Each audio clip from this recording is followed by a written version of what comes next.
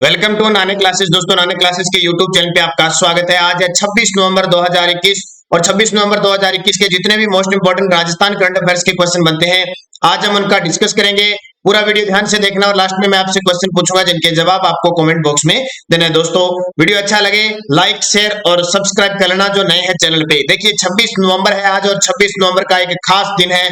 इस दिन को हम संविधान दिवस के रूप में बनाते हैं क्योंकि 26 नवंबर 1949 के दिन हमारे जो संविधान के मुख्य अनुच्छेद थे उनको लागू कर दिया गया था, अंगीकृत आत्माप्रित स्वीकृत कर दिया गया था। इसलिए हम 26 नवंबर को संविधान दिवस के रूप में बनाते हैं। तो एक तो ये इंपॉर्टेंट दिवस आपको याद रखना है। और अब स्टार्ट करते हैं अपने टुडे मोस्ट इंपॉर्टेंट क्वेश्चनों की चर्चा। पहला क्वेश्चन आपके सामने, राजस्थान में 24 नवंबर 2021 से मत्स्य उत्सव का आयोजन किस जिले में शुरू हुआ है?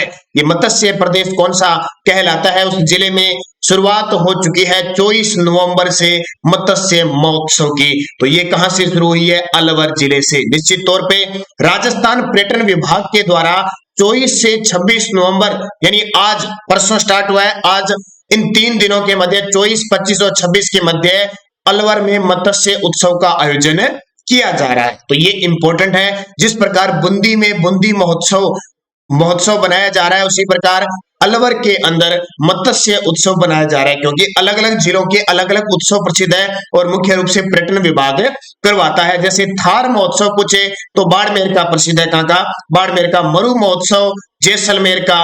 ऊंट महोत्सव बीकानेर का। पतंग महोत्सव जयपुर जिले का। इस प्रकार मारवाड़ महोत्सव, मेवाड़ महोत्सव, बहुत सारे महोत्सव है। ग्रीष्म महोत्सव है, शरद महोत्सव है माउंट आबू के। तो ये महोत्सव पेपर में पूछे जाते हैं। तो यहाँ पे अभी हाल ही में मत्स्य महोत्सव यानी उत्सव का आयोजन किया जा रहा है। ये कहां किया जाता है? अलवर के अंदर। अब आपसे पूछे तारीख पूछे 24 से 26 नवंबर 2021 को मत्स्य उत्सव का आयोजन किया जा रहा है। बात अलवर की आई है तो कुछ एक चर्चा, काफी दिनों बाद अलवर का नाम आया है तो अलवर की चर्चा हम खूब सारी करेंगे। तो देखिए ये है अलवर जिला जिसकी सीमा हरियाणा से लगती है। किससे?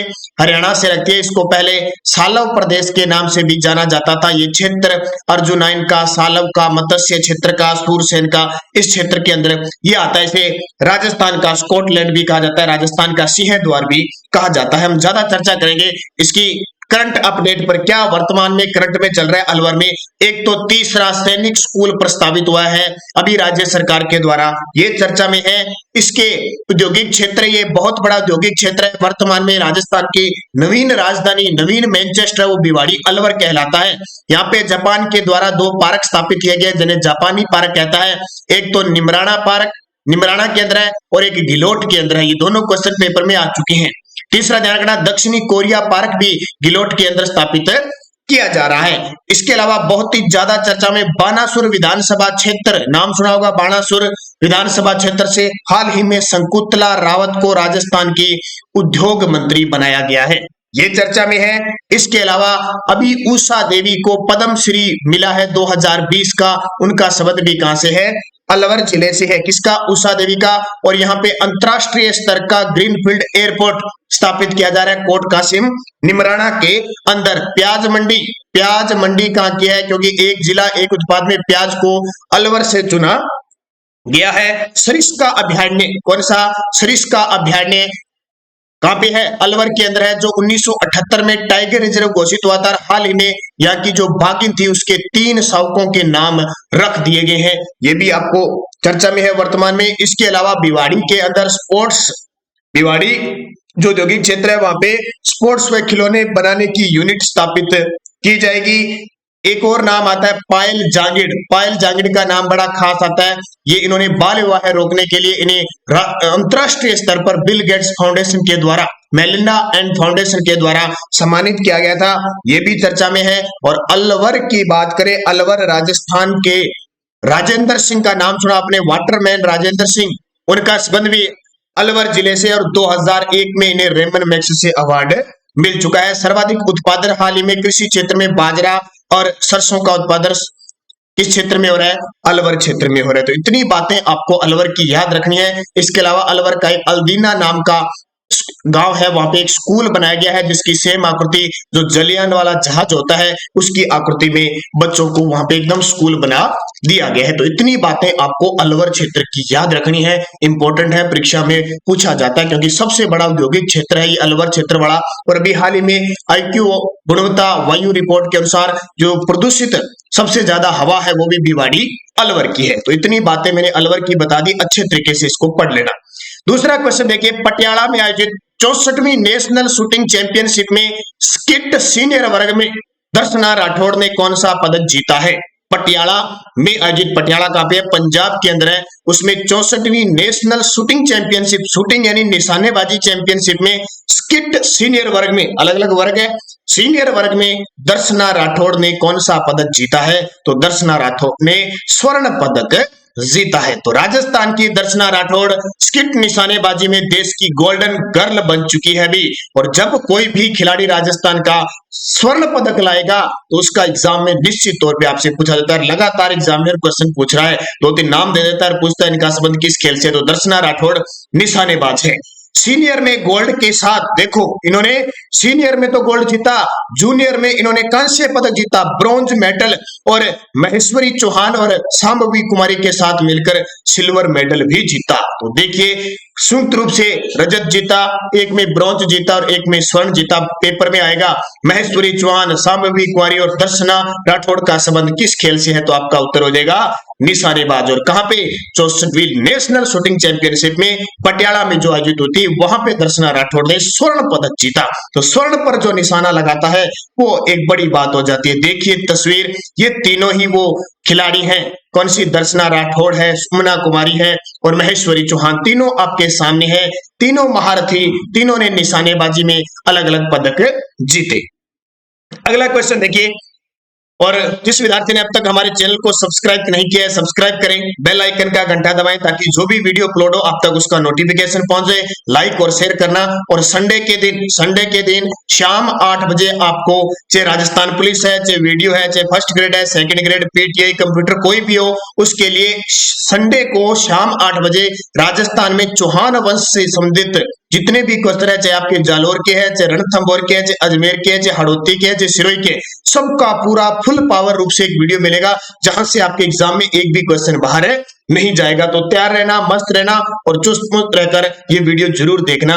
तैयारी कर लेना, पहले से इन चौहान वंश पूरे पढ़ लेना ताकि वहां आपको दिक्कत नहीं आई। तो आप, और हमारा ऐप आपने डाउनलोड कर लिया होगा, नानक क्लासेस नाम से ऐप है, वो ऐप डाउनलोड करने के बाद आपको वहां पे राजस्थान पुलिस की टेस्ट सीरीज मिल रही है। और जो विद्यार्थी जिन्होंने टेस्ट दिया था स्कॉलरशिप टेस्ट, उनकी आज रैंक जारी हो जाएगी, उन्हें उस प्रकार से टेस्ट फ्री है तो फ्री, नहीं तो खरीद लेना।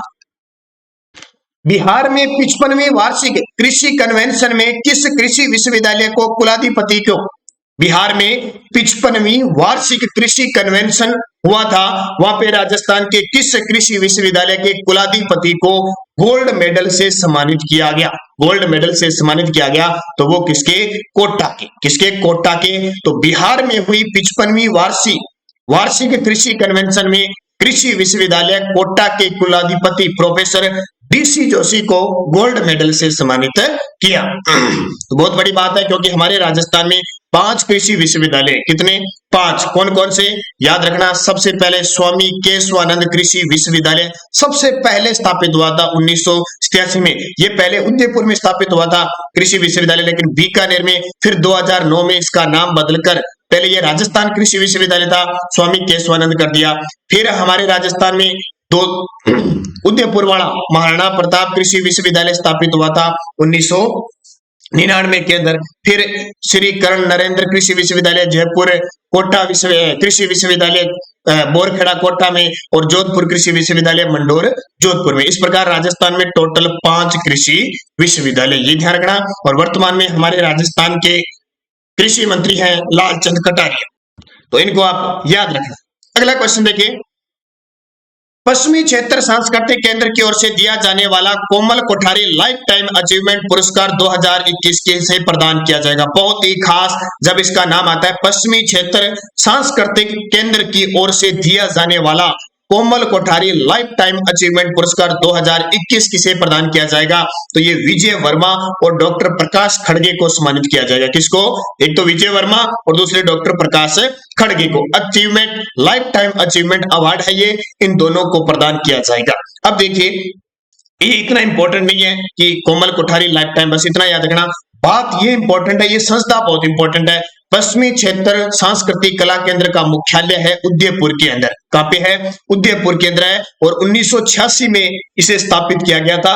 और उदयपुर में भी देखें तो बागोर की जो हवेली है वहां पे इसका मुख्यालय है। इसके अध्यक्ष जो होते हैं, हमेशा स्थायी जो अध्यक्ष होता है वो हमेशा राज्यपाल होता है। जो भी वर्तमान राज्यपाल है जैसे कलराज मिश्र जी इसके अध्यक्ष हैं। और इसके चेयरमैन वर्तमान में कौन है? ये बार बार पेपर में पूछ रहे हैं, तो इसके महानिदेशक कह सकते हैं। इसके चेयरमैन है किरण सोनी गुप्ता, जो मैं आपको लगातार चर्चा में बता रहा हूं। किरण सोनी गुप्ता इसकी वर्तमान चेयर है। इतनी बात आपको याद रखना है। पश्चिमी क्षेत्र सांस्कृतिक कला केंद्र का मुख्यालय उदयपुर, स्थापना 1986, स्थायी अध्यक्ष इसके राज्यपाल होते हैं और इसके वर्तमान महानिदेशक है किरण सोनी गुप्ता। अब आपके सामने ऑप्शन है अवनी लेकरा और कृष्णा नागर को हाल ही में मेजर ध्यानचंद पुरस्कार 2021 का प्रदान किया गया है। रूमा देवी को हाल ही में दुबई के अंदर महाराणा अवार्ड दिया गया है। रूमा देवी को 2018 में नारी शक्ति पुरस्कार भी दिया चुका है। हाल में 27वां जमुनालाल बजाज 27वीं जानकी देवी बजाज पुरस्कार भी दिया जा चुका है। अचला वर्मा जिन्हें 2021 के लिए राष्ट्रीय शिक्षक पुरस्कार में भी सम्मानित हो चुकी है। श्याम सुंदर जानी जिन्हें वन व भूमि संरक्षण के क्षेत्र में संयुक्त राष्ट्र संघ का सबसे बड़ा पुरस्कार मिल चुका है। श्याम सुंदर जानी और भंवर सिंह सामोर को राजस्थानी भाषा के लिए केंद्रीय साहित्य अकादमी पुरस्कार दिया जा चुका है। तो ये सारे के सारे आपके लिए इंपॉर्टेंट है। अगला, बिग बैश लीग की प्लेयर ऑफ द टूर्नामेंट बनने वाली पहली भारतीय महिला क्रिकेट खिलाड़ी बनी है। ये क्वेश्चन राष्ट्रीय स्तर का आ गया। भी एक क्वेश्चन मैंने डाल दिया, जब भी इंपॉर्टेंट होगा एक आधा क्वेश्चन जरूर डालेंगे, क्योंकि वीडियो है चाहे आपका राजस्थान पुलिस है उसमें इंडिया लेवल का भी क्वेश्चन आएगा। तो बिग बैश लीग की प्लेयर ऑफ द टूर्नामेंट बनने वाली पहली भारतीय महिला क्रिकेट खिलाड़ी बनी है हरमनप्रीत कौर। इनका संबंध राजस्थान से नहीं है, ध्यान रखना, लेकिन राष्ट्रीय स्तर का क्वेश्चन दे दिया मैंने। तो भारतीय महिला टीम की कप्तान Harmanpreet Kaur big bash league की प्लेयर ऑफ द टूर्नामेंट चुनी गई है। यह अवार्ड पाने वाली पहली भारतीय महिला खिलाड़ी बन गई। बहुत बड़ी बात है, इसलिए ये इंपॉर्टेंट बन गया। यह अवार्ड बिग बैश लीग की प्लेयर ऑफ द टूर्नामेंट बनी है और यह अवार्ड प्राप्त करने वाली पहली भारतीय महिला बनी है, इसलिए इंपॉर्टेंट है। तो कौन है? हरमनप्रीत कौर। जल्द ही आपके लिए वीडियो राजस्थान पुलिस के लिए अभी मैं राष्ट्रीय, अंतरराष्ट्रीय और प्रादेशिक के लिए खेल परिदृश्य का वीडियो लेके आने वाला हूं। पीडीएफ हमारी टेलीग्राम पे मिल रही है, आपको नानक क्लासेज ऐप पे प्राप्त हो रही है। सारे विद्यार्थी नानक क्लासेज ऐप पे और टेलीग्राम पे लिंक प्राप्त कर सकते हैं। मुख्यमंत्री अशोक गहलोत के ओएसडी कौन नियुक्त हुए हैं? देखिए चेंज हो चुके हैं भी। मुख्यमंत्री अशोक गहलोत के ओएसडी, तो ओएसडी यानी ओएसडी का मतलब officer on special duty. Officer on special duty किसको नियुक्त किया गया है? महिपाल कुमार को नियुक्त किया गया है। इससे पहले लोकेश शर्मा थे जो काफी विवादों में चल रहे थे, आपको बताया। और अब जैसे ही नया मंत्रिपरिषद चेंज हुआ है, इन्होंने चेंज कर दिया और मुख्यमंत्री के ओएसडी यानी officer on special duty Mahipal Kumar को नियुक्त कर दिया गया है। तो मुख्यमंत्री अशोक गहलोत के ओएसडी महिपाल कुमार बन चुके हैं। अगला क्वेश्चन देखिए, राज्य में संचालित मुखबिर प्रोत्साहन योजना के तहत मुखबिर को देय अंतिम प्रोत्साहन राशि की अधिकतम सीमा क्या तय की गई है? तो ये की गई है 25 लाख तक। कितनी? 25 लाख तक। राजस्थान में संचालित मुखबिर प्रोत्साहन योजना के तहत, मुखबिर प्रोत्साहन योजना का मतलब कोई भी किसी की सूचना सरकार को देगा वो मुखबिर हो गया। उसको अंतिम प्रोत्साहन राशि की अधिकतम, तो यानी शुरुआत की तो 1 लाख रुपए नगद और अंतिम प्रोत्साहन राशि जितनी मतलब अंतिम राशि है वो उस हिसाब से होगी जिस प्रकार की सूचना होगी। 25 लाख तक की है, याद रखना। शुरुआत में 1 लाख रुपए और अंतिम प्रोत्साहन राशि के रूप में 25 लाख तक सरकार प्रोत्साहन राशि दे सकती है।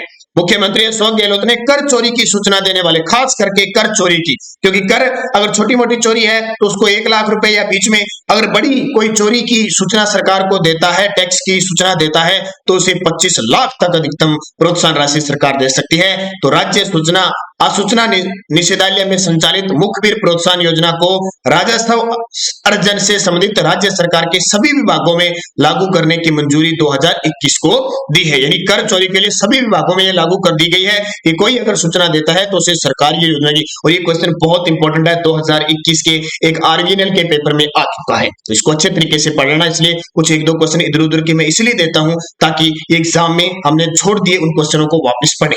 एक क्वेश्चन देखिए, प्रधानमंत्री कुसुम योजना का प्रमुख स्लोगन क्या है? देखिए हम बार बार पढ़ रहे हैं कि प्रधानमंत्री कुसुम योजना की शुरुआत 2019-20 के अंदर शुरुआत कर चुके हैं और इसके तहत हमारे राजस्थान के जयपुर के भालोजी गांव में पहला सौर ऊर्जा उत्पादन संयंत्र स्थापित हो चुका है। बार बार क्वेश्चन आ रहा है ये भालोजी गांव। इसका मुख्य स्लोगन क्या है? अन्नदाता से ऊर्जा दाता। अन्नदाता से ऊर्जा दाता की सरकार जो डीजल पंप है, डीजल के स्थान पर है उसके स्थान पर सौर ऊर्जा संयंत्र स्थापित करेंगे। अगर किसानों के पास बिजली बच जाती है तो वो सरकार को बेच भी सकते हैं। तो ये इंपॉर्टेंट है। प्रधानमंत्री कौशल योजना के तहत 20 लाख किसानों को सोलर पंप दिए जाएंगे और इसकी शुरुआत हो चुकी है अपने राजस्थान के सबसे पहले भालोजी गांव से स्थापित हुआ। इससे किसानों की मिट्टी के तेल पर निर्भरता कम हो जाएगी भी। बंजर भूमि पर सौर ऊर्जा का उत्पादन करने, ग्रिड को अधिशेष ऊर्जा बेचने में भी सरकार द्वारा किसानों की सहायता की जाएगी। और इस योजना में ये क्वेश्चन स्टार लगा लेना, 30% राशि केंद्र सरकार की, 30% राज्य सरकार की और 40% किसान देगा। 30-30-40 ये क्वेश्चन पेपर में बार बार आते हैं। तो कुसुम योजना का प्रमुख स्लोगन है अन्नदाता से ऊर्जा दाता और इसी के तहत आपको पता है राजस्थान में एक नई योजना है मुख्यमंत्री चिरंजीवी किसान ऊर्जा मित्र योजना। देखा होगा सरकार हर महीने 1000 रुपए सब्सिडी या 60% सब्सिडी, इसकी शुरुआत भी राजस्थान में हो चुकी है। एक अलग से योजना है, ध्यान रखना, वो किसानों के बिलों के लिए स्पेशल है। ये क्वेश्चन आपके लिए इंपॉर्टेंट है। अब पिछले वीडियो का क्वेश्चन क्या था? राजस्थान के नए प्राथमिक व माध्यमिक शिक्षा मंत्री बने हैं, तो वो कौन बन गए? बीडी कला, डॉक्टर बीडी कला, बुलाकीदास कला। इनका बीकानेर पश्चिमी विधानसभा क्षेत्र है और ये चौथे वित्त आयोग के अध्यक्ष भी रह चुके हैं। इसके अलावा इससे पहले इनके पास ऊर्जा मंत्री का विभाग था। अब इनके पास देखो क्या क्या है, एक तो प्राथमिक व माध्यमिक शिक्षा मंत्री बने हैं, इसके अलावा संस्कृत शिक्षा मंत्री इनको बना दिया गया है, पुरातत्व मंत्री भी ये है, कला संस्कृति मंत्री भी कौन है? बीडी कला। ये याद रखना इंपॉर्टेंट क्वेश्चन है। प्रसादी लाल मीणा क्या बन चुके हैं? प्रसादी लाल मीणा नए चिकित्सा मंत्री बन चुके हैं। रमेश मीणा राजस्थान के पंचायती व ग्रामीण विकास मंत्री बन चुके हैं। गोविंद सिंह डोटासरा सिर्फ राजस्थान के कांग्रेस प्रदेश अध्यक्ष हैं। अब क्वेश्चन फॉर यू जिसका जवाब आपको कमेंट बॉक्स में देना है। राष्ट्रपति के द्वारा आशु सिंह राठौड़ को किस सम्मान से नवाजा गया है? यानी कौन से सम्मान से नवाजा गया है, प्रदान किया गया है? परमवीर चक्र, महावीर चक्र, वीर चक्र, अति विशिष्ट सेवा। हाल ही में नागौर जिले के आशु सिंह राठौड़ जो उधर चीन बॉर्डर पर इन्होंने सड़क निर्माण में महत्वपूर्ण योगदान दिया है, इसलिए इन्हें यह अवार्ड दिया। अब कौन सा अवार्ड दिया गया है ये मुझे कमेंट करके सारे विद्यार्थी बताओगे। यस्टरडे डोज क्या थी? रणमल रतिपाल का संबंध किस दुर्ग से है? रणथंभौर, क्योंकि जब अलाउद्दीन खिलजी ने आक्रमण किया था तो इन्होंने विश्वासघात किया था। हमीर देव ने अलाउद्दीन के किस सेनापति को शरण दी थी? तो मोहम्मद शाह को शरण दी थी, इस वजह से अलाउद्दीन खिलजी ने हमीर पर आक्रमण किया। जलालुद्दीन खिलजी ने रणथंभौर पर प्रथम बार आक्रमण किया 1590 के अंदर किया था और रणथंभौर को बख्तरबंद दुर्ग किसने कहा? अबुल फजल ने कहा था। और रणथंभौर दुर्ग का साका कब हुआ? 1301 में। कौन थे? हमीर देव शासक थे, पत्नी रंग देवी के नेतृत्व में जोहर होता है और ये राजस्थान का पहला साका कहलाता है। ये पांचों क्वेश्चन जिस भी विद्यार्थी ने जवाब दिए उन सभी विद्यार्थियों को हार्दिक शुभकामनाएं। और नेक्स्ट डोज में देखिए, अजमेर के चौहानों का पितृहंता किसे कहा जाता है? इसका जवाब मुझे कमेंट करके बताना है। बिसलदेव रासो ग्रंथ के रचयिता कौन है? बहुत ही खास ग्रंथ है। वासुदेव ने सांबर के चौहानों की नींव कब डाली? यानी वासुदेव चौहान ने सांबर में चौहान वंश की नींव कब डाली?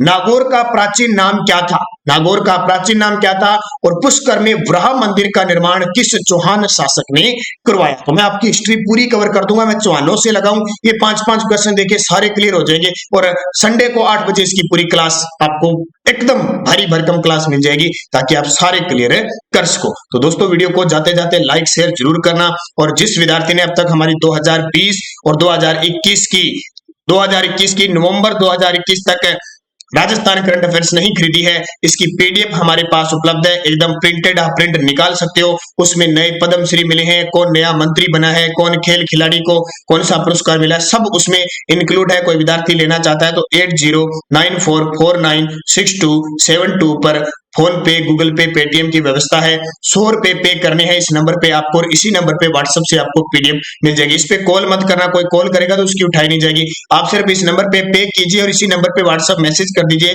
आपको तुरंत पीडीएफ मिल जाएगी। 2020 और 2021 की नवंबर तक का पूरा डाटा आपको मिलेगा, और उसके बाद में जब भी दिसंबर का डाटा आएगा वो भी आपको प्राप्त फ्री में हो जाएगा। तो ये पीडीएफ आप जरूर खरीदना, बहुत खास है, इंपॉर्टेंट है आपके लिए। तो ये थी आज की most important Rajasthan current affairs की क्लास। धन्यवाद दोस्तों, इसी तरह बने रहना रोज 7:15 पर। जय हिंद, जय भारत।